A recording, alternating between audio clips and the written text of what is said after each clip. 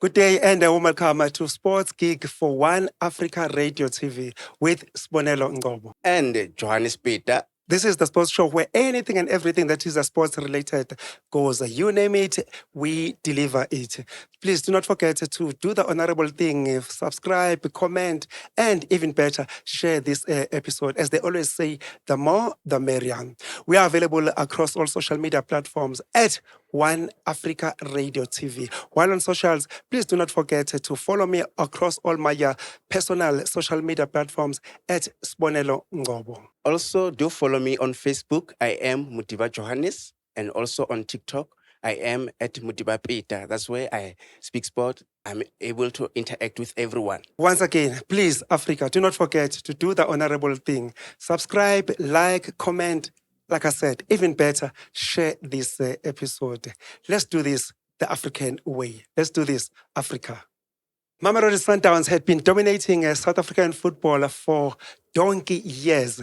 Like they always say, numbers do not lie. Just to be exact, Mamelodi Sundowns, they had won the PSL for the past, listen to this, 15 years. But the big talking point of late is their latest dominance, where they had won the domestic football for the past 8 years. Back to back. Oh boy, if you ask me, that is sheer dominance at its best. Fast forward to 2025 and 2026, it looks like the big question is, will Orlando Pirates change the narrative? Because if we were to go and check the domestic log standings right now, it looks like Orlando Pirates, they are here to change the narrative. They are here to give Mamelodi Sundowns a run for their money, something that Mamelodi Sundowns had not experienced for the past 8 years. The big question, Modiba, the log standings right now. Orlando Pirates are sitting at the summit of the South African football. Is this that, are they just holding the umbrella, or is this for real this time around? Mamelodi Sundowns, are they finally meeting their match in the form and shape of Orlando Pirates? A very tricky situation because all the three teams that I've seen, the Orlando Pirates, Mamelodi Sundowns, as well as Kaizer Chiefs, they've played equal number of games, of which the only difference separating Mamelodi Sundowns and Orlando Pirates is 3 points, and then you add Kaizer Chiefs is 5 points. So, which means that what is interesting about this top three clash is that both the three teams are still going to play one another. So that's what makes it interesting, especially on the 18th. Mamelodi Sundowns will visit Orlando Pirates because the game was supposed to take place at the Orlando Stadium, but then PSL has come up with a message to say the game will definitely take place at FNB. And then come month end as well at the big one, mother of all derbies, Kaizer Chiefs up against Orlando Pirates at the FNB Stadium. That's where things will just happen to say, where is the league actually going? So I think we'll get some of the answers from there, although we are still going to play more 15 matches. But so far, I've been impressed with Orlando Pirates. I watched them against Amazulu yesterday night. I was so impressed because they pinned Amazulu away at their own half. Amazulu couldn't get out of their shell. That's where a player of Lebohang Mofokeng continued from where he left off against Magesi over the weekend because of, I felt as well, total dominance from Orlando Pirates against Magesi. Total dominance from Orlando Pirates as well yesterday night against Amazulu, because Amazulu, they didn't create so many chances. The only 2 chances that I remember was the one from the first half, Keegan Allen, where Shane saved the ball. And then there was also a glancing header from one of their new signings, Langelihle Mhlongo. And then Sipo Shane made a brilliant save where I'm going to level the number of clean sheets with goalkeeper Brendan Peterson, 11 apiece. So it makes things interesting because of both of them. They've played equal number of matches. I think things will get interesting more. But then Orlando Pirates, so far they've been consistent. Mamelodi Sundowns, without writing them off, they've been consistent as well, despite boardroom issues from their fans as well as their sporting director, Fleming Beck. That's where things are getting tricky. But I wouldn't write a team of Mamelodi Sundowns off, considering what happened in 2020. Remember when they took the league out of Kaizer Chiefs' nose, and everyone couldn't believe it because at some point Kaizer Chiefs, 15 points lead. Well, we're having a 15 points lead. That's where at the very last game of the season, Sundowns thrashing Black Leopards 3-0 and Kaizer Chiefs playing a stalemate 1-0 with Baroka. That's where they couldn't believe it. Even the coach ended up being sacked on his median door. So, which shows that Orlando Pirates must just maintain consistency. Then they can be able to win the league title, because Mamelodi Sundowns will not make it easy so far. But with Orlando Pirates as well, because of they are not participating in the CAF Champions League following their early exit against St. Louis 3-all, but on penalties. So they just need to focus and make sure that, I don't know, some are saying that they need to get hold of, get away with that bank up and focus on the big fish, the league title, because of the league title is very important. So you can't rely from cup games like your MTN 8, the Nedbank Cup. You are always awarded via league titles in order for you to go and compete in Africa. You touched on a very, very good point that Orlando Pirates, they just have to be consistent this time around. And you went on and touched on the very, very great point that what happened way back in 2020 when Orlando Kaizer Chiefs, they were leading the standings with a massive 15 points. But Mamelodi Sundowns, they managed to nullify that and snatch the league title right under Kaizer Chiefs' nose. Just fast forward to the past 3 seasons. Orlando Pirates, they had been playing this bridesmaids role to Mamelodi Sundowns. They'd always been about Amper Marnis Tamper. In one of the show, we also spoke about almost a dozen count. That's exactly what Orlando Pirates, they had been doing for the past 3 seasons. Fast forward to this season. Do you expect Orlando Pirates to get things in their way and finally get it right and stop being Abo Makochana or the bridesmaid and be the real bride this time around, where Mamelodi Sundowns had always finding a way of overshadowing, especially the Soweto teams? I think consistency will play a key part here. If we can just continue where they left off, because of they've only lost 2 matches. I remember against Kukunu United 1-0. The first game of Orlando Pirates. Orlando Pirates. I'm speaking about Orlando Pirates currently. So you check against Marumo Gallants, a team which is currently struggling under coach Alexandra Lafitte. So they also need to improve as well. So that's where I think after that 2 matches, because of some of their fans were calling the coach to leave the club. Yes. So I even stood up during fan base. I remember I was telling the fans to say, be patient with the coach. He's still new. I gave a typical example of Jose Rivera to say, in his first match, he lost against Stellenbosch, but went on to win the MTN 8 as well as the Nedbank Cup. And look at what also I've said is that they must be patient with the coach. And some of the fans were patient, and guess what? He just won the Carling Knockout Cup as well as the MTN 8. And currently unbeaten. Look at the way Orlando Pirates are playing. The number of quality of players they've assembled in the squad. So that speaks volume to say you're Tsepa Moremi, you're Oswin Apolis. Majority of them, they've just served at Bafana representing the country during the AFCON. So for them, it's just a matter of consistency. Make sure that you drop no points at all. If you are playing a team of Mamelodi Sundowns or Kaizer Chiefs, make sure that you either get a draw or a win, so that the other ones, because of some of them, they're flirting with relegations, you just need to win. But it's not going to be easy, because of some of them as well, they're fighting for their life. I can give a typical examples of your Orbit College, your Makesi, Stellenbosch. Not forgetting Chipa United. At least lately they've been getting those 2 back-to-back victories. So it's good for Coach Vusimuzi Villagas. But so far, they just need consistency, because of they've assembled a huge quality of players. If they don't win the league this season, I don't know. I'll keep saying that comment to say, if Orlando Pirates don't win the Betway Premiership, I don't know. But without writing Mamelodi Sundowns off, because they can string a surprise at any moment, at any given time. We spoke at the introduction to say they are 8 times champions on the trot, so they won't allow that. Considering that Orlando Pirates for the past few seasons, actually, they had been assembling a great squad. They are the only team that had the potential of going head to head with Mamelodi Sundowns. But with all the best squad that Orlando Pirates had been assembling in the past years, they still fell short to get over the line. If I were to put the gun on your head this time around and said, looking at the history, Orlando Pirates, traditionally, they always had a great squad. They had been playing bridesmaid. Once again, I'll bring that into the equation.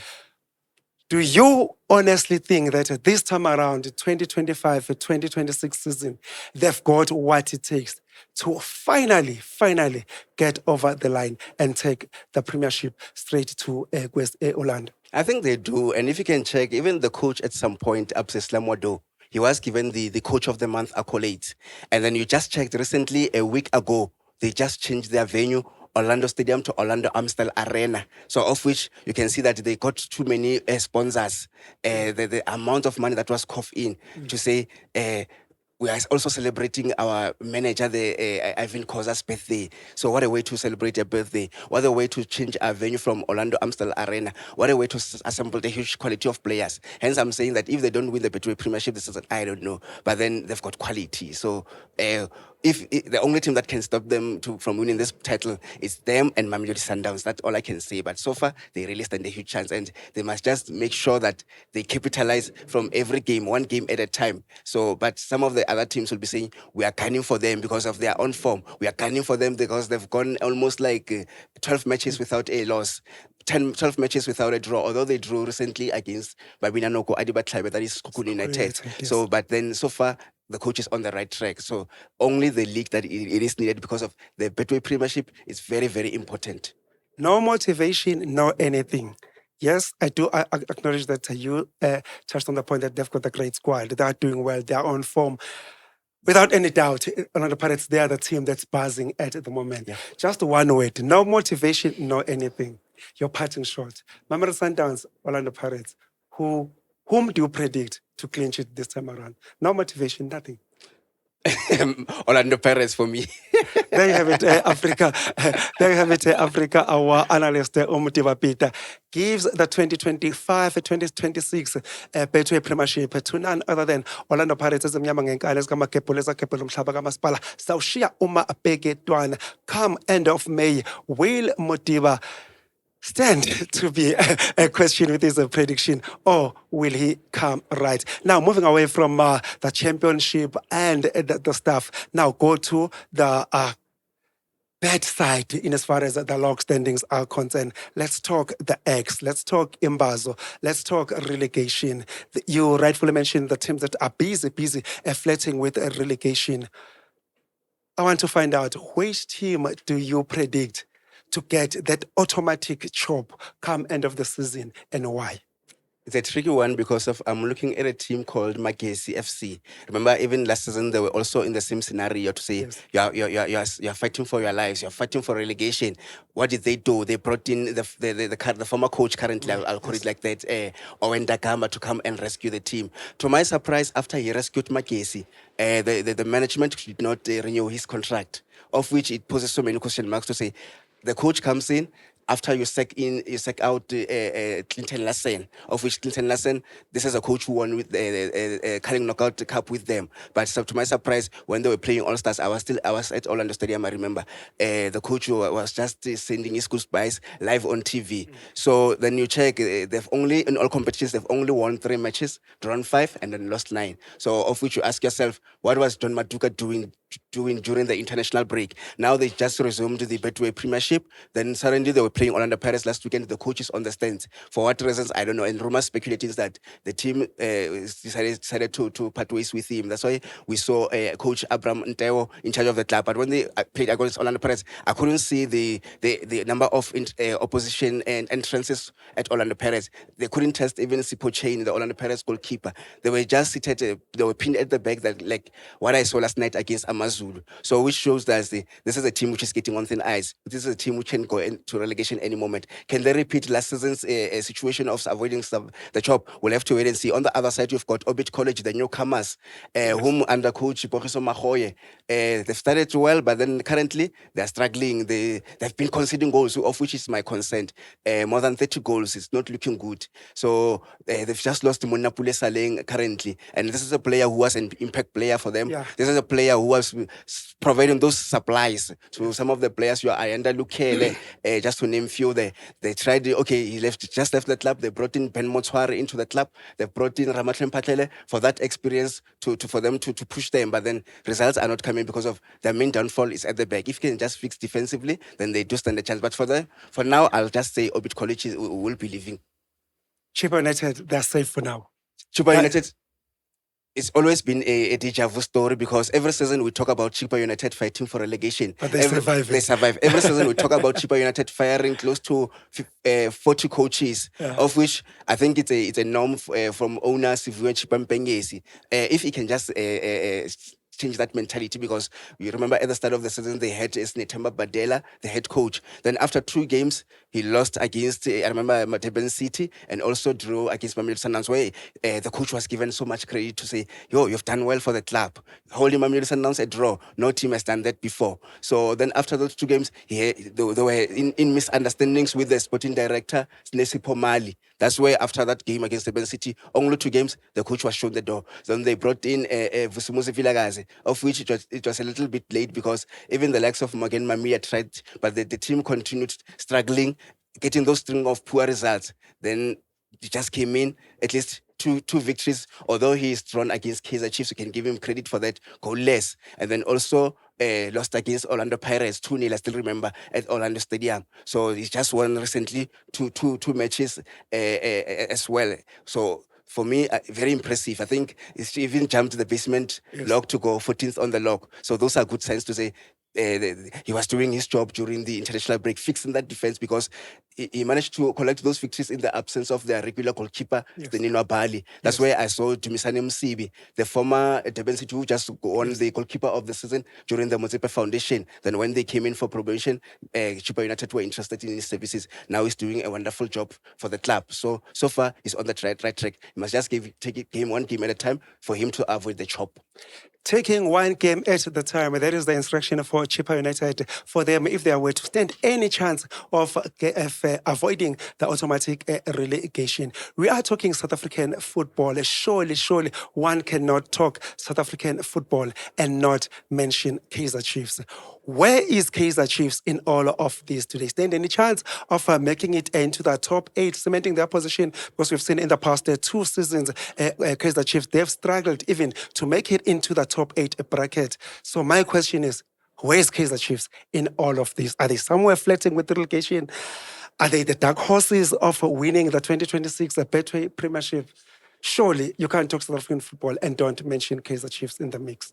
Definitely for me, they are the dark horses of the Betway Premiership. Because if you can check, a huge improvement, Sbo. You go back to last season, this is a team that couldn't make it within the top 8. Yes. This is the team which lost more than 10 matches last season. Yes. So currently they've lost 1 match after 15 matches. Is a huge improvement. This is a team who parted ways with their head coach, Nasreddin Nabi. This is a team which leaked goals. And currently, they've kept so many clean sheets.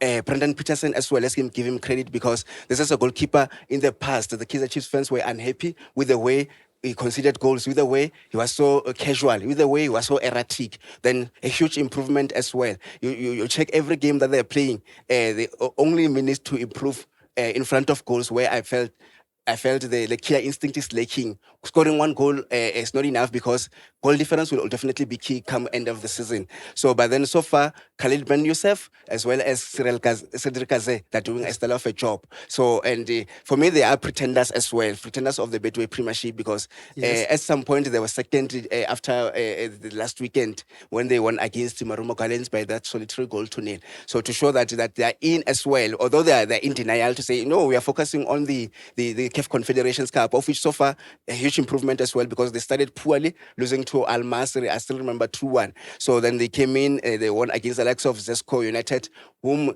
the first time Zesco United knocked them out. I think it was in 2020, where 5-2 aggregate. So as the former goalkeeper, the Virgil Fritz, made errors there for them to lose that game. So, but so far a huge improvement. They are the dark horses for me. So dark horses.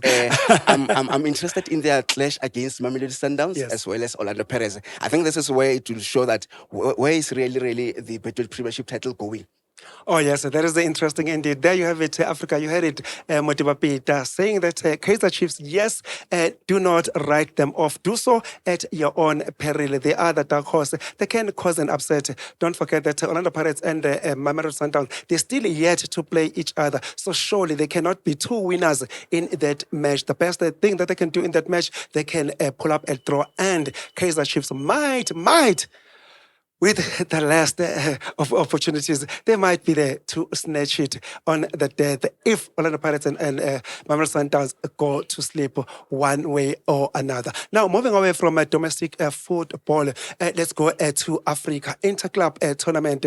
Just in Pretoria, just a few weeks back, we saw Mamelodi Sundowns throwing missiles at their sporting director in the form and shape of Flemingberg. That's following their 2-2 draw with the Congo franchise, St. Eloy Limpopo. I believe they drew 2-2.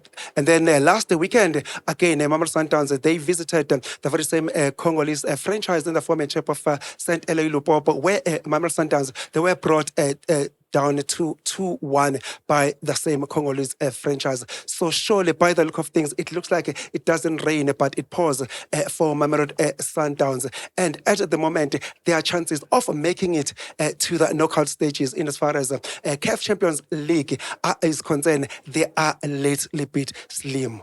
Where to from here for Mamelodi Sundowns? Looking at their troubles, especially in Africa.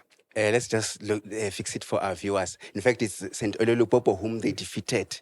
Mamelodi Sundowns defeated St. Lupopo 2-1. I remember it was at Loftus Stadium. Then the other team that they played last weekend, it was Al Hilal, which they drew 2-all. It was 2-all. 2-all. The first It was round. 2-all. The first round was 2-all. 2-all.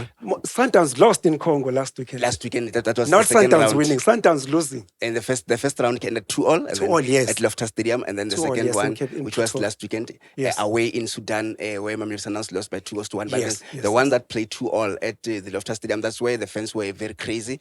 They showed some bit of rampant where they threw some of the objects at the very own sporting director Flemingbeck, and at the very same time they want the coach Miguel Cardoso out of the club. So of which you check Miguel Cardoso as well. This is a coach whom he went to the very same final last season where he lost to Pyramids by 2 goals to 1, but 3-2 on aggregate. Of which you check as well, the very same Miguel Cardoso went to the final of the very same CAF Champions League against Esperance. Unfortunately, he lost in the final. So this time around, you check Mamelodi Sundowns, they're not promising because they are currently seated on 5 points. Then you check St. Lupopo at number 3 on 4 points. There's this also MC Alger. In fact, MC Alger is at number 3 following the victory against the very same St. Lupopo. Yes. So which makes things tricky for Mamelodi Sundowns to say, Al Hilal are on 8 points, top of the group standings there. Yes. So Mamelodi Sundowns on 5 points. So it means Mamelodi Sundowns in this next match, they'll travel to Lubumbashi where they'll meet St. Lupopo. Failure to get the result there because of, you remember what St. Lupopo did to Orlando Pirates, thrashing them 3-0. Anything is possible. They're also going to play their the final match against MC Alger, which is coached by their former coach Rana Mokoena. That's where they need to collect points. Failure to do that, I think we might see Mamelodi Sundowns not making it to the knockout stages, and that cannot sit well with the Flemingbeck, the sporting director, to say, coach, you failed, and because of every season Mamelodi Sundowns had to conquer Africa. Every season Mamelodi Sundowns wants that star, but then it's not coming because of, as you always say, almost doesn't count, as they lost in the final against Pyramids of Egypt last season, of which Pyramids has been a fantastic job. But for me, the only advice that I can give to Mamelodi Sundowns is that if you want to conquer Africa, you have to start home. Home in the sense that Mamelodi Sundowns are not doing well when it comes to those cup matches. Your Nedbank Cup, calling knockout, the MTN 8. You can't conquer Africa and then you don't do well at home. Hence, I've said it even last season that they won't win CAF Champions League. Then people were against me to say, how can you say that? But then at home, they're not doing well. No trophies. You check a goalkeeper of Ronan Williams' caliber. He was doing well at SuperSport United, winning those trophies. Your ABSA Cup, your Nedbank Cup, your MTN 8, Telkom knockout. But here at Mamelodi Sundowns is failing to win that. So I think they need to start improving firstly at home, then go Africa. They will do well. But so far, they are under immense pressure to deliver, to progress to the knockout stages. Go back to 2003, 2004, when the current Mamelodi Sundowns president took over. That is Peta Motsipe, if I may say so. Yes. On his first press conference, Patrice Motsepe made himself very, very clear what is his intention as far as the Mamelodi Sundowns is concerned. He made it clear that he wanted Mamelodi Sundowns to conquer Africa, not necessarily domestic football. That is obvious. For you to conquer Africa, you have to dominate your domestic league. But let's go back to that press conference. Patrice Motsepe, way back in 2004, Mamelodi Sundowns conquering Africa. It is 2026 season. Mamelodi Sundowns that only won one Champions League, and that was way back in 2016. I'm not going to say anything about the back door and whatnot and what. I'm not there. I'll leave that for another discussion. The point that I wanted to drive home is still with the Mamelodi Sundowns fans and Flemingbeck, considering that press conference that Sundowns have to dominate in Africa. What is your take? Is it the Mamelodi Sundowns fans' frustration that they displayed 2 weeks back to their sporting director of Flemingbeck. Is it justifiable looking at their current standing in the group stages, says the Champions League, considering those utterances made by Petrus Motsepe way back in 2004? Are they justifiable? Not really. They're not justifiable for me. Okay, he came in 2004. Remember the Chiklas family? That's where he took the team from. They were signing a huge number of quality players, but not winning anything. And you remember during the days of Yavio Moro, just Atlanta, that's where Mamelodi Sundowns were good. Although, let's give credit to the former coach, Gordon Injacent. He came in, he won the likes of your Nedbank Cup, the Betway Premiership, while it was still Castle Premiership, Absa Cup. So, but then recently you spoke about Spizo Musimanu winning the very same CAF Champions League in 2016, and there were some criticisms, but via a backdoor because AS Vita didn't. Were disqualified because of playing a certain player, ineligible player who was not registered. So far, I wouldn't say much, but then they were better. They were playing quality football. The fans are frustrated because the team is no longer playing that fearful football. Remember how Mamelodi Sundowns were very structural, how they played football in departments from the back, middle, and then up front. That's where you saw some of the goal scorers. Peter Shalulile comes to mind.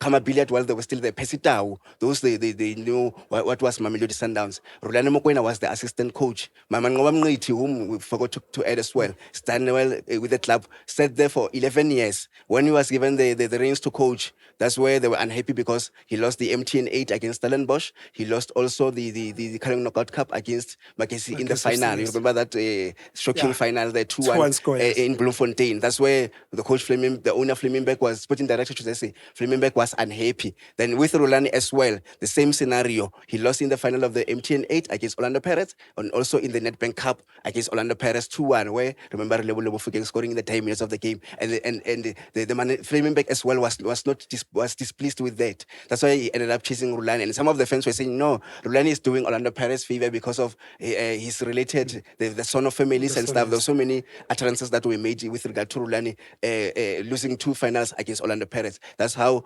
Flemingbeck was unhappy and ended up parting ways with the coach. And he was I still remember having that interview with Robert Marawa. He was almost in tears to say he never expected the management to chase him away, because even Robert Marawa asked him a question to say, were you in good terms with Flemingbeck? Then he said, I don't know. Those are some of the reasons that were stated by Rulani Mokoena. But apart from that, they need to improve at home, and let's see going forward. You touched on a very good point that in the past, Mamelodi Sundowns, they were feared, and you went on and touched on the days when Mamelodi Sundowns, they were coached by Rulani Mokoena. And considering the frustration Yama fans in Mamelodi Sundowns, surely they want Mikel Cardoso gone. The big question is from your side. Leave being impartial where possible. Now let's talk you as Johannes Modiba. From your side, what do you say? Should Mamelodi Sundowns head coach go Mikel Cardoso, or should he stay? And especially minding how Rulani Mokoena was fired. You also touched on the very, very good point that Mamelodi Sundowns, they were feared at that stage. The way they were throttling most of the teams at the time. It's about Rulani Mokoena. So now fast forward to Mikel Cardoso's days.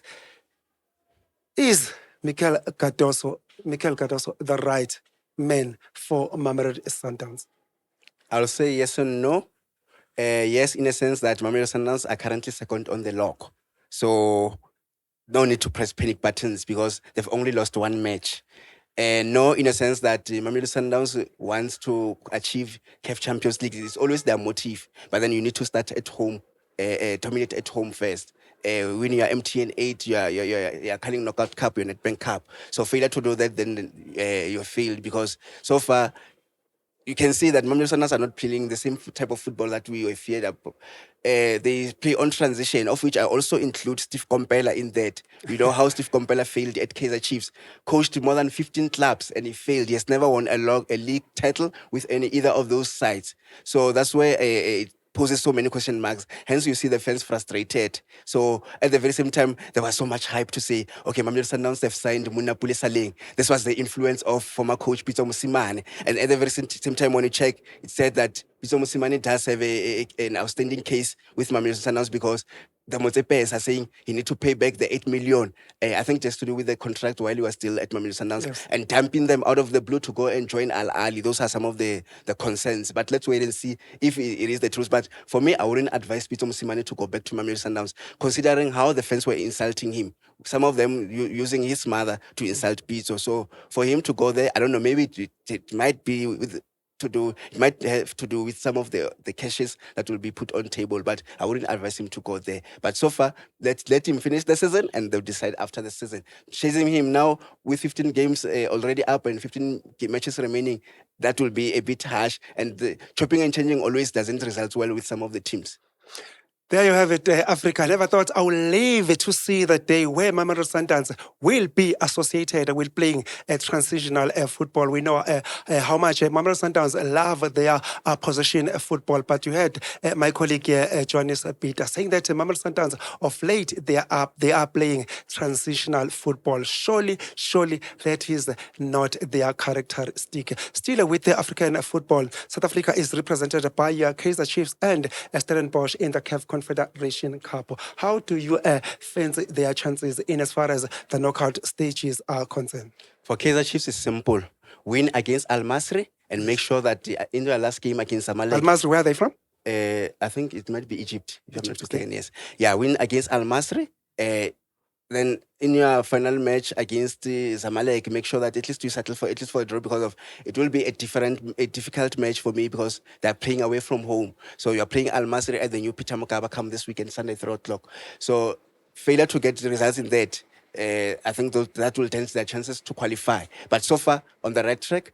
The only concern as well, scoring goals. They're not scoring enough goals like Kaizer Chiefs. But mathematically, you can check they've got an ample chance to qualify. You go to Stellenbosch. Stellenbosch, they've just parted ways with their coach, Steve Barker. Yes. So he was struggling. At some point, I felt the coach was skating on thin ice. They should have been shown the door. So to my surprise, it's something that I never saw it coming. Simba came in, and then Simba Tom from Baptist Tanzania. Services as well. From From Tanzania. Tanzania, Simba SCS. This is a Simba that was coached by the current former coach of Orlando Pirates, Fadlu Davids.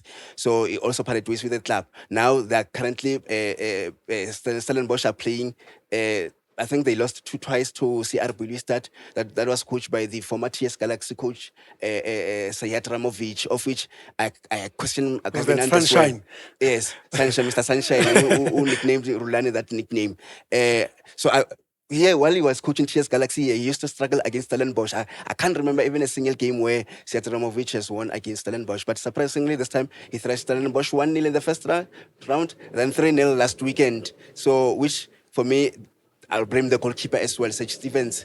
He could have done better with those aerial balls because of they gave CR Belouizdad soft goals. And for me, looking at the league standings, they're currently on 4 points. There's also Singida Club, which is number 3. So CR Belouizdad are doing well so far. So I don't see Stellenbosch progressing. So for me, they must just let go of CAF Confederations Cup, of which I would have loved them to do well because of last season. They were knocked out in the semifinals against this very same Simba that was coached by Fadlu Davids. So this time, because of Steve Barker is no longer there, it's a different story. So Covenant is trying, but I want to see them even this coming week. In fact, today, as they will be facing Kaizer Chiefs. Still in Africa, the news that we had, there was a Sunday night, we heard them from the Deputy Minister of Arts, Sports and Culture in the Hollywood Bets Awards that was held here in Johannesburg. The breaking news was that South Africa, they will be hosting Women's African Cup of Nations, also known as WAFCON, which I believe is scheduled to get underway come the 17th of next month, which is March. And Morocco, initially, they were the host of this tournament. What is your take? What do you make of that surprise announcement that was made by Deputy Minister that South Africa, all of a sudden, they will be hosting the 2026 Women's Africa Cup of Nations? If you were to count now, I think it's 42 days left. Yes. So we expected Morocco women to host that. But then after those incidents of the AFCON, where Morocco played Senegal in the AFCON and ended up losing 1-0 during extra time, what a goal by Papa Gueye. Papegui of Senegal. Yes. So very surprising, well taken goal. So those penalties, denial where one of the players, Brahim Diaz, missed that penalty, trying to play, they call it what, Panenka. And then Yeah, Panenka, yes, at Eduardo final. Mendy came to the, Mendy, yes. yes, came to the rescue, the Senegal Gallus goalkeeper, saving that. So I don't know what's the problem. Why are they deciding? Because I feel like they're behaving like so losers. They can't accept. Of course they are. They can't accept that the Afcon, which we expected them to win, as they are the first in the rankings of Africa. So things didn't go according to plan. So for me, I think they're still ahead of the loss that they suffered against Senegal. But it was a wrong decision for them to take. A wrong decision indeed for Morocco to decide to withdraw hosting the Women's African Cup of Nations. Like my colleague Modiba Peta rightfully mentioned that it is almost now less than 42 days. Surely, Morocco, what they did was a little bit irrational. Let's hope maybe, just maybe, they will come back to their senses and maybe revisit that decision and decide to bring the Women's Africa Cup of Nations back to Morocco. But like South Africa said, they are forever ready to save Africa in such instances. But the big question is, will South Africa have the stadiums available for this unplanned tournament? Because we remember that currently the Betway Premiership, so as the Modiba Foundation Championship, they are currently underway and the fixtures are already out, and those stadiums were catered for the league games. But all of a sudden, SAFA will have to engage a PSL and try and see if they can reach some kind of a common ground and have some of the stadiums available for the Women's Africa Cup of Nations following the surprise withdrawal of Morocco. Then now moving elsewhere, that is in England. Zoom into English Premier League. Before we zoom into in the English Premier League, I'll just come back to South Africa and zoom in and look at Orlando Pirates. Orlando Pirates, they've been doing that Amper Marni stamp that almost doesn't count. Go to England. We've got the same situation. Arsenal, for the past 3 seasons, they have not been Arsenaling. That is Arsenal. Why? Simply because they've been doing almost the very same thing, playing bridesmaids as well to whoever that wants to win the English Premier League, whether it's Liverpool or Manchester City. Fast forward to 2025-2026 season, it looks like things might just go in favor of the mighty Gunners. The big question is, looking at the current English Premier League standings, Arsenal, they are where they had been in the past, how many? 3 seasons. Yeah. But unfortunately, they always went home empty-handed. Will 2025-2026 finally be the season where we'll get to see Arsenal Arsenaling? I think for now, I'll just use the word it's now or never. So you look at the log standings, they've played 22 matches. Yes. They're currently seated on, in fact, it's 24 matches. They're currently seated on 53 points. And then you check number 2, Man City. They're currently seated on 47 points. So which means they're separated by 6 points. So for me, you look at Man City, you look at Aston Villa on 46 points at number 3. You look at also Man United on 41 points. Man United mathematically, they're still in with a chance. But these two teams, Man City as well as Aston Villa, for me, they stand a huge chance. So it's a matter of consistency for Arsenal. I think they'll be boosted by the fact that they thrashed Leeds United over the weekend by 4-0. And then you check all those teams, Manchester United winning 3-2 as well. So those are some of the signs to say everyone wants to compete for the league title. But for Arsenal, you just need to maintain consistency and make sure that you grab as many points as possible, because when I try to compare them locally here, they're left with 16 games. Some of us here with 16, 15 as well. So consistency will be a key part. So, but then they were shocked by Man United. Same with Man City in that Manchester derby, where we felt, okay, Man City, they've just read Exeter team there by 10-1 during that FA Cup. So sending a message to say Manchester United, we're coming for you. Statement win, yes. Yeah, then surprisingly, Manchester United did what is called sweet revenge, as they surprised Man City by 2-0. And Brian Mpeyumo impressed me, because when I watched him during Cameroon while playing South Africa in that AFCON, very impressive player. And even when they beat Arsenal 3-2, he was on the score sheet as well, so which is very, very impressive. But then we check Arsenal as well. They must just continue with the dominance and also making sure that they grab as many points as possible, because of I anticipated Liverpool to do better as defending champions. But currently, so far, sixth on the standings with 39 points. They need to improve as well as defending champions, because of last season we're talking the slogan, you'll not walk alone. Never walk But alone, this yes. time it seems like, hey, They're still walking alone. they're really walking alone. So things are not going well. So although they've just won over the weekend as well, but so far consistency as well in the EPL will be very, very key. Consistency. That is the instruction for the mighty Gunners, Arsenal. If they were to change the narrative of which we had been seeing for the past 3 seasons, where Arsenal had also been coming second, whether it's Liverpool, whether it's Manchester City. But by the look of things, that this time around, it looks like this might just be the season that Arsenal, they might eventually take the English Premier League straight to Emirates Stadium. So we'll be watching that space with a keen interest. Still with Arsenal in as far as the English Premier League, surely things look like they are falling into shape in as far as Arsenal is concerned. The news that we have just got now is that Arsenal, they've made it into the final of the Carabao Cup following their win against Chelsea, beating them 1-0. What does that mean? That means come end of the season, before end of the season, Arsenal, they will be going straight to Wembley Stadium to play the Carabao Cup final, depending maybe of which they might come across Pep Guardiola against Manchester City. So surely, it looks like this might just be the season of the mighty Gunners. Definitely, if you can check as well, the same Pep Guardiola was playing man games. Where to say you mustn't be comfortable there at the top of the standings, saying that to Arsenal. Yes. Although you are trying to praise them to say they are playing one of the best football and stuff. Yes. But then I realized, no, he's playing a mind game. We Yes. are coming as well, because of at some point he choked a bit, not getting those results as Pep Guardiola. But then you just mentioned the interesting factor to say they are playing in the final of the Carabao. So I think also that can be a confident boost to say if they can just go all the way and win it, then come back home and then concentrate on the title. Then hopefully we won't see almost a doesn't cut. We won't be speaking bridesmaid. We'll be speaking Arsenal being 2026 EPL champions. There you have it, Africa. Modiba, Peta saying that come end of the season, we might not be talking about bridesmaids. We might not be talking about Amper Marnist Amper. Almost it doesn't count in as far as Arsenal is concerned this season. But before we step off from this discussion, I'm putting a gun against your head. One word: Arsenal. Will they win? Finally win the league this time around. No motivation, no anything. Yes or no? I think no. I'll give it to Man City.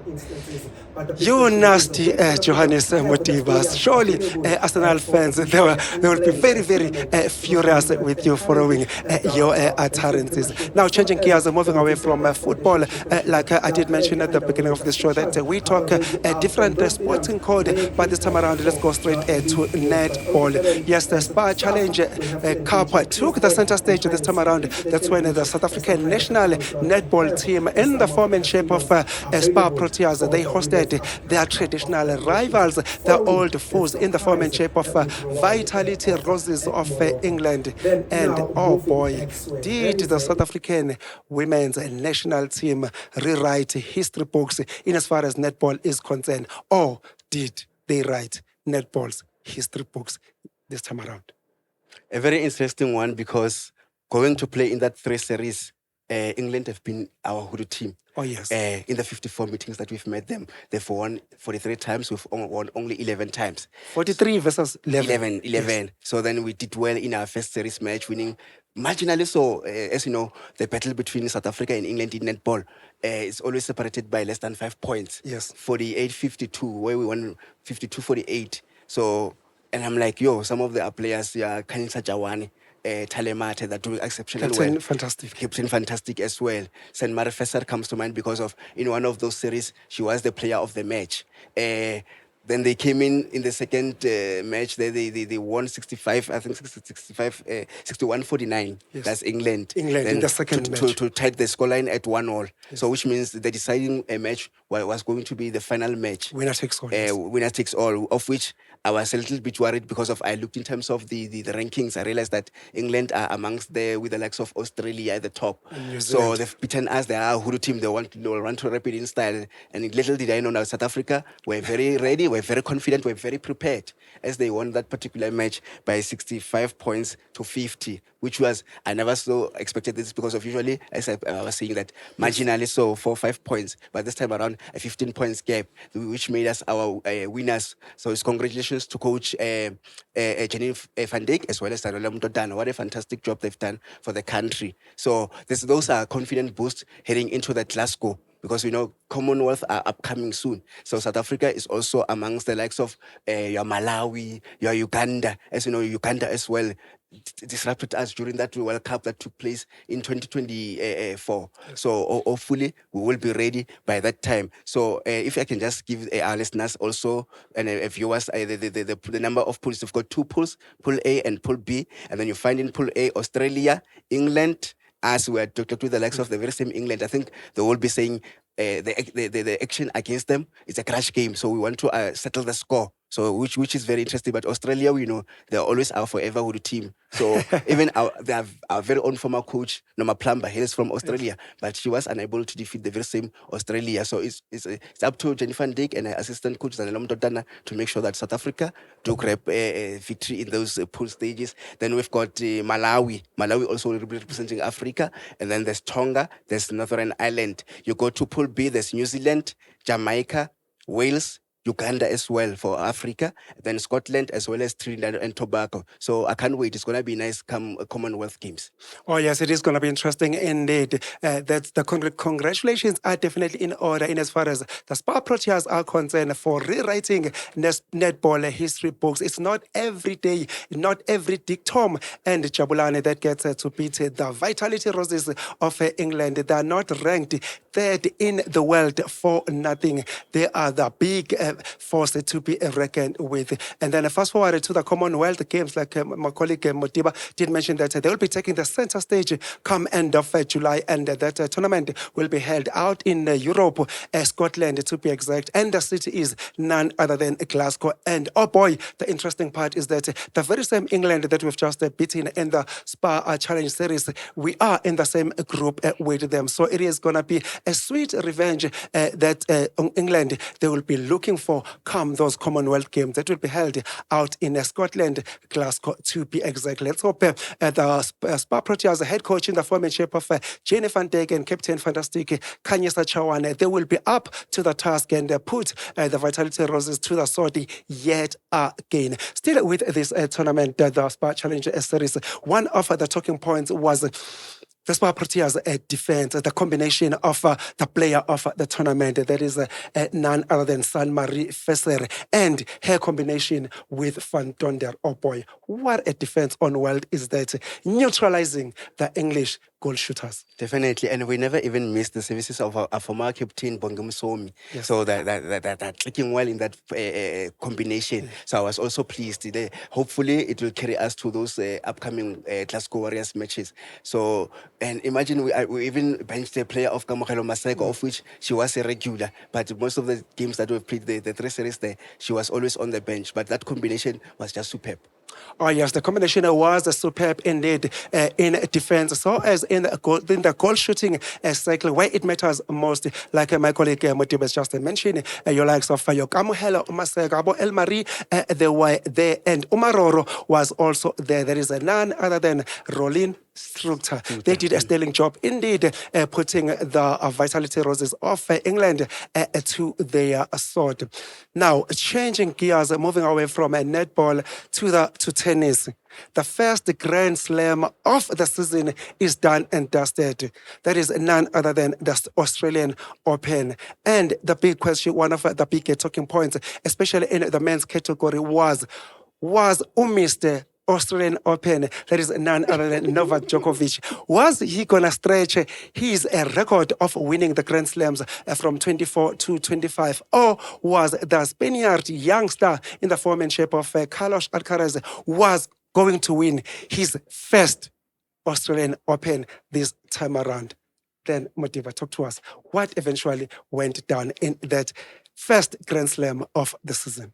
Very interesting one, because if you can check it, Novak Djokovic, Yes. played against Lorenzo Musetti, where Lorenzo Musetti already in the 2 sets he was ahead. So we were thinking that Lorenzo Musetti was going to emerge victorious, but unfortunately the injury crept in, and then the player had to retire. So which meant that Novak Djokovic progresses to the final.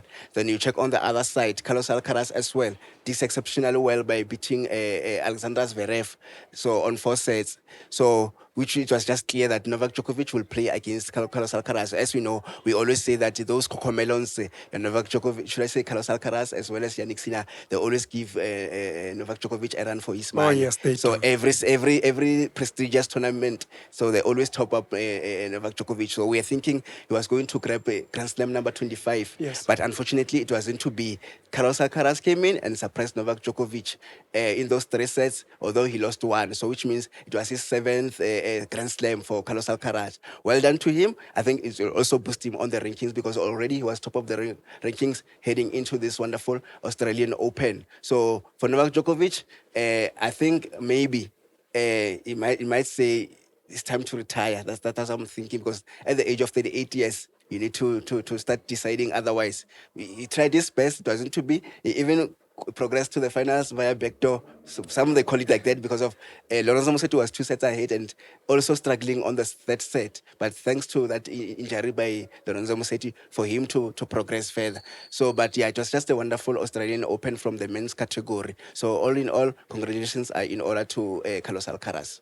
Congratulations and honor indeed to the Spaniard that is in the form and shape of Carlos Alcaraz. But for the veteran, the 30 years old Novak Djokovic, it wasn't to be. He wasn't going to stretch his record of winning the Grand Slams to 25. He'll have to wait for the forthcoming Grand Slams. You like of about Roland Garros, so as about Wimbledon, US Open. Just maybe, he might get a chance and get to stretch that lead. Unfortunately, last season as well, it wasn't to be for Novak Djokovic. For the whole season, he never got a chance to win even a single Grand Slam. That was last season. Like Modiba rightfully mentioned, the Cocomelon, the young stars, your Yannick Sinners and your Carlos Alcaraz that definitely dominating the proceedings in as far as the current tennis era is concerned. We'll be watching the space with a keen interest that will Novak Djokovic eventually win at least one Grand Slam this season, and then hopefully can be certain that straight after that record win, he will definitely announce his retirement. The man is already 30 years old and counting. And now moving away from men's category, and then I look at the women's category. Upset, Sabalenka, Rybakina. What's your take? Number 1 versus number 5. Remember when the Australian Open began? So we was like, oh, Venus Williams. Yes. Suddenly, at 45 years, coming to play tennis. Will she be able to cope up? She be able to go all the way like her sister? Because her sister has got 23 Grand Slams, closer to Novak Djokovic. Yes. But then it wasn't to be because she's last lost on the first day of the, is it 224? 128, I should say. Last 128, the beginning. So I'm like, she tried her best, but it wasn't to be. Another upset also, Coco Gauff, when she was shocked by Jessica Pegula. So I expected her to go all the way. Another upset, I guess, a tech for me. Yes. Losing to Elena Rybakina. So I never saw that one coming because at some point we're talking about a lady here who was top of the rankings. So another upset is that of Elena Rybakina up against Arina Sabalenka, of which it was the final. The repeat of the WTA final that took place in December. So we expected Arina Sabalenka to settle the score because of she lost to the very same Elena Rybakina. But then it wasn't to be. So I could see she was so upset with herself. Even Typical when Sabalenka, you can't be surprised. a very sore loser when you look at remember last time when she lost the Roland Garros to Coco Gauff, yes. said had it been Igor Tech or someone else, she could have won. I'm like, yo, what nonsense is that? So always a sore loser. Always a sore loser. Why can't you accept the sport as a sportsmanship and move on? So even this one, it will take time for me to accept that I lost the Australian Open. But then she was taught the Australian Open lessons for her not to forget. Should be like, how can I lose to the same Elena Rybakina who surprised me in December? So when I look in terms of, it was only based on three sets where she lost the first set 4-6, then won the second set 6-4, then Elena Rybakina bounced back 6-4 in the third set. So of which Elena Rybakina deserved to win. It's well done to her. I think also those points will boost her rankings as well. Because of Arena Sabalenka, despite the loss, she's still top of the standings. So but then what a wonderful performance, especially beating Iga Swiatek from Elena Rybakina's side, something I never saw it coming. Something that my colleague Modiba Peta didn't see coming, Rybakina beating Iga Swiatek. The other day on another show, we will talk about where is the Iga Swiatek in as far as the women's rankings are concerned. But because of time, we'll leave that discussion for now. All I can say is congratulations are in order indeed in as far as the 2026 Australian Open is concerned to Elena Rybakina winning the women's category, and so as the young star, the Spaniard, that is none other than Carlos Alcaraz. The big question is Novak Djokovic. We are waiting for that 25th Grand Slam. Now, because of time, let's look at our last segment for our today's show. I believe we wouldn't be doing justice to the sports show if we do not zoom in to the forthcoming T20 Cricket World Cup that is going to be hosted out in Asia and South Africa. Nabo Zimbabwe, they will be there. They will be there doing or representing the continent Africa. Definitely, and you check, as you said, you mentioned, let's see if they will be able to do well, because I looked into some of the African teams. Zimbabwe is part of the T20 World Cup. So hopefully, because I checked that they did well, although in 2022 they couldn't qualify. You also check Africa as well, Namibia. Namibia did excellently there in the group stages as well. They were unbeaten as well. And this is their fourth appearance as well in this T20 World Cup. So you check South Africa as well. This is a country who lost to India in the final. So India as well winning it for the second time, following back there in 2007. So, but then I think as South Africans, we've got this mentality of choking where it matters most. So if you can just change that mentality, because of, I think we had this tournament in 4 seasons in succession, the Betway SA20. I think it has boosted the confidence of some of the players who participated that and then comes in to represent the country here with Coach Sukur Conrad at the helm. So they must make sure that during that opening game against Canada, they must just grab that victory. I will beat Canada. I think the only team that I'm fearing is New Zealand. So, but if you can beat Canada, Afghanistan, UAE, we stand a huge chance. Talking of South Africa standing a huge chance, just going back to that was 2 years back in that T20 cricket final where South Africa lost to the host, to India at that time. Now, fast forward looking at who's the current head coach. At that time, it was Peta, if I'm not mistaken. That is for South Africa. Fast forward now, it is Shukri Conrad. How do you fancy South African chances this time around of winning this year's T20 Cricket World Cup? Also considering that South Africa, they are currently the World Test champions, following them beating Australia in that once-off World Test Championship final that was held out in England, Lord's Cricket Ground. That positivity of being the World Test Championship and having the new coach in this format. Shukri Conrad was the test coach at the time when we lost in the final. It's going to be the first time that we go to the T20 Cricket World Cup and Shukri Conrad is the man at the top. Considering those two factors, Shukri Conrad at the helm, so as the status that South Africa, they are the current World Test champion at the moment. And let's make it twice, because you forgot to add India as well. This is how where we silent them at their very own backyard, right there in, is it Kolkata? Kolkata, yes. Then we surprise them, and then we're champions under they stand their fans. There are a huge number of fans.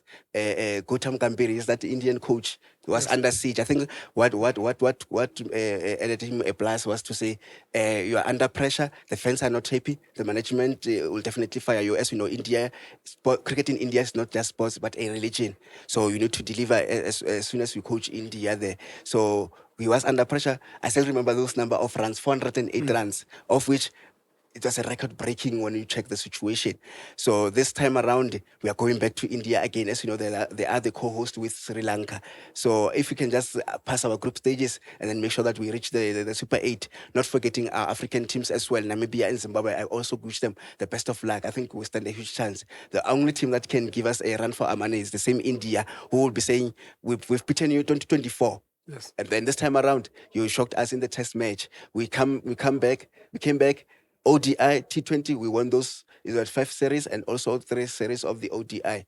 So, which makes things very, very interesting. But for me, for now, having seen South Africa under Coach Shukri Kanrat in the absence of the outgone coach Rob Walters, Yes. yeah, we stand a huge chance. So I'll give it to South Africa for me. So all the way to the final. I just don't like this word choke. They must not choke. They must just make sure that they are the crown champions. And then we also appear on that list because of South Africa is nowhere to be seen. It's only your Pakistan, your Sri Lanka, Australia, India on that list. The only South African name is the one that is missing. So it's high time. I couldn't help noticing that you said you give it to South Africa this time around. The big question is that the biased Modiba or the impartial Modiba? I'll say the biased one because we haven't won this in a very long time. So it's high time since its inception in 2007. So it's high time South Africa do something because we've got a huge number of quality players. You check Kagiso Rabada. This is a player who can battle out. Keshav Maharaj. Keshav Maharaj. Quentin de Kock is back in the team. They've called in the young Kwena Mapaka as well. So we're expecting them. Yes, Kagiso Rabada, as we always compare him with Jasprit Bumrah of India. Yes. Because of, in terms of wickets, top notch. You have Jan Mulder. Those are a cream of South Africa. So I expect them to do better. Oh, yes. So let's hope South Africa will definitely keep the South African flag flying. And more importantly, the continent's flag flying sky high. Let's hope Aiden Makram and the boys, they will definitely make the country so as the continent proud. The return of Quentin de Kock surely will definitely boost South Africa's chances of surprising the likes of your India, Sri Lanka, England, and Australia. So let's hope South Africa, they'll definitely do well. And about Tristan Stubbs, who turned up for the for the Betway SA20 champion for the Sunrisers Eastern Cape. Let's hope that he will take the very same form that he displayed in the Betway S20, where they were eventually crowned champions. And the likes of Kagiso Rabada, they will definitely bring on their A game this time around, partnering with the likes of Enrich Nokia, who's also back in the fold. Did I mention Ulungingiti? He's also in the thick of things. And still with the T20 Cricket World Cup that is hosted out in India, one of the big talking points, but this time around, not necessarily sports, but politically, the tense relationship between the host, India, and political relationship and Pakistan. The big question was, if Pakistan and India, they're in the same group. The big question was Pakistan going to agree to come and play India in India, considering their tense relationship? Talk to us about that. A funny situation because of this battle doesn't end, and the message that came in is that the match will definitely take place in Colombo. So that is in Sri Lanka. That is in Sri Lanka. Outside India. Outside India, yes. That's how the message, the announcement that came in is that the match between the two sides will take place in Colombo, which is clear that Pakistan won't be able to go and play in India.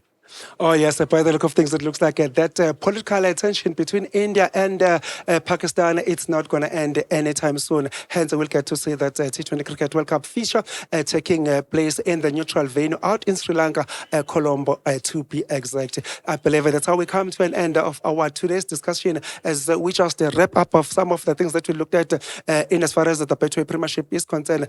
My colleague Johannes, he predicted the Orlando Pirates to go on and win the 2025-2026 Betway Premiership.